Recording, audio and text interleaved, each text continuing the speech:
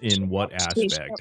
She's just gross to me. Like, it's gross that she chose Lifetime to do her show after they offered me and other inmates money to go do a show called Cellmate Secrets, you know, and then that's the network she went with. That's gross. It's gross that she married Ryan knowing damn straight she didn't have a hoe period, which I tried to tell her that she was going to want to have, and she did. And it's gross that she married him. It's gross that she keeps on hanging on to this motherly thing with Christy when she knows damn well she don't like her. And you know, I know, and I said loyal. I know.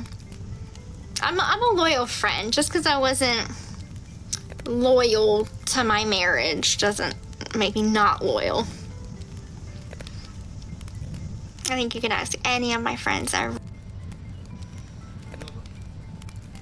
What if everything you thought you knew about Gypsy Rose Blanchard was wrong? Today we are peeling back the curtain to reveal a side of Gypsy Rose that's far from the victim she's portrayed herself to be. We have Rachel, Gypsy's former inmate, once her best friend, here to share some shocking revelations that will change everything you think you knew about Gypsy Rose. Rachel doesn't hold back, and the truth that comes out is far darker than the Gypsy we saw on TV. We're about to expose a master manipulator, a cold planner who knew exactly what she was doing, and how she's still manipulating people today.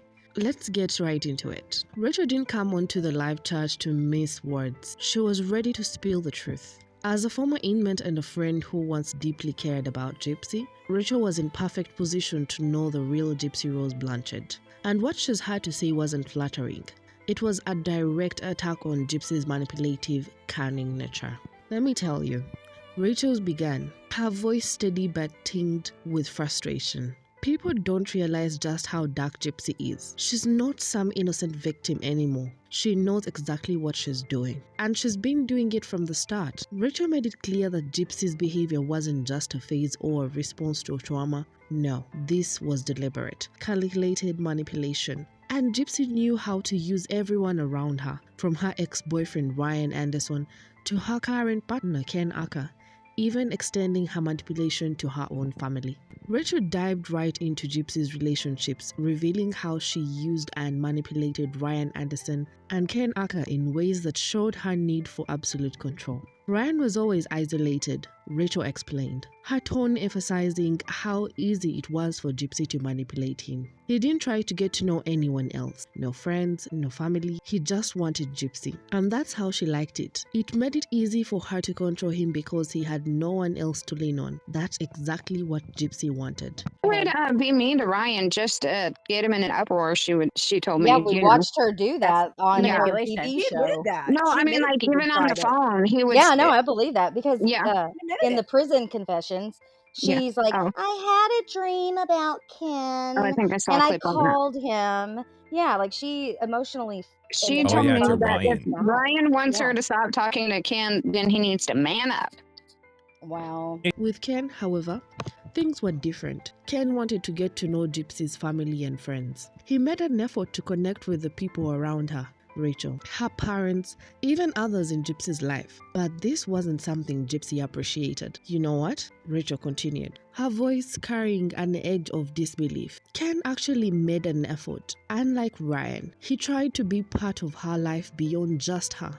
But that's what Gypsy hated. She wanted him under her thumb, just like Ryan. Gypsy thrived on dynamic of control. With Ryan, she had a partner who was utterly devoted to her and only her, and that made it easy for her to call all the shots. With Ken, Gypsy didn't quite wield the same power, and it drove her to manipulate the situation further, to play them against each other whenever possible. Gypsy liked the drama between them, Rachel said plainly. She would do things just to make them both jealous or angry, and it wasn't love. It was about having control over their emotions. Nancy leaked the photo of him and her back in the day. And that's why I thought it was weird. All of a sudden I saw his face. I'm like, what? I thought you didn't want any of this, but I guess it's just too late. What was the real reason why? Do you know the real reason why he broke up with her in prison? What I was told is that he's an addict. He's an addict? Yeah. Drugs or alcohol Yeah. Drugs. or male sex? Oh, drugs. Okay. Maybe. Yeah. She said, and he couldn't wait that long to be with other women. That and he relapsed, I guess. Oh, no. That's what I was told. I wonder if Ken knows that she said that. I don't know. Human parachute. Rachel didn't stop at describing Gypsy's manipulations of Ryan and Ken separately. She also detailed how Gypsy would stir the pot between them to keep herself at the center of everything. She liked seeing them fight over her, Rachel said. She would say things to Ryan just to get a reaction out of Ken, and vice versa. She wanted them both on the edge, always trying to prove their love for her. This wasn't a case of someone caught between two lovers, no. Gypsy orchestrated the entire situation, deliberately provoking both men to get the reactions she wanted. It was all about keeping them wrapped around her finger, making sure that neither of them could focus on anything but her. It was like a game to her, Rachel continued. She would laugh about it afterward, like it was all some big joke. She didn't care about their feelings, just about how much control she had over them. Jill, did she ever actually mention or hint that she was using Ryan to make Ken jealous? Yeah. Okay. I figured, but I just wanted to kind of. Yeah, vice versa. Yeah. Like I said earlier, like she would tell me that she would start things with Ryan, and if Ryan wanted her to quit talking to Ken, he would have him mad.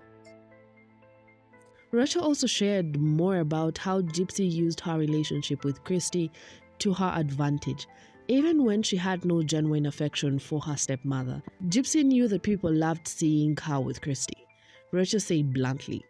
She also played it up.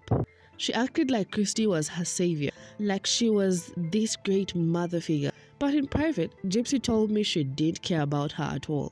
It was clear to Rachel that Gypsy's behavior was entirely performative. She knew that the public wanted a happy ending, a story about a girl who had been through so much and came out with a supportive family by her side. So Gypsy gave them the story, even if it meant lying to everyone, including herself. She's just faking it, Rachel said. Her voice filled with frustration. It's all for the camera. She didn't care about Christy or what she thinks. She's just using her to make herself look better.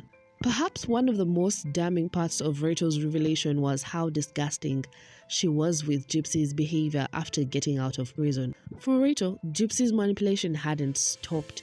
They had only evolved. Honestly, the word that comes to the mind is gross, Rachel said without hesitation.